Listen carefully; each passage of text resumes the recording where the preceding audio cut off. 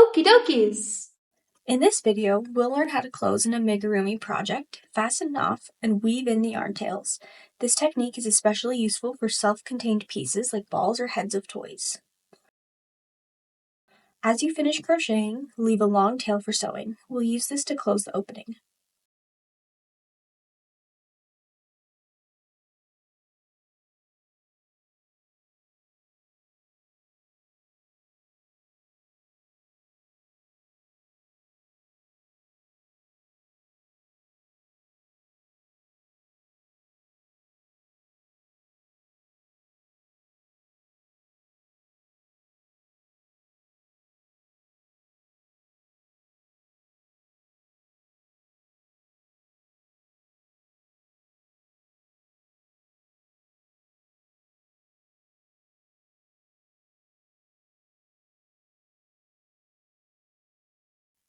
Thread the yarn tail onto a yarn needle and sew through the front loops of the remaining stitches.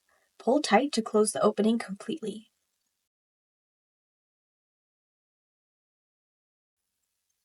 Weave the yarn tail back and forth through the stitches to secure it. This will prevent the opening from loosening over time.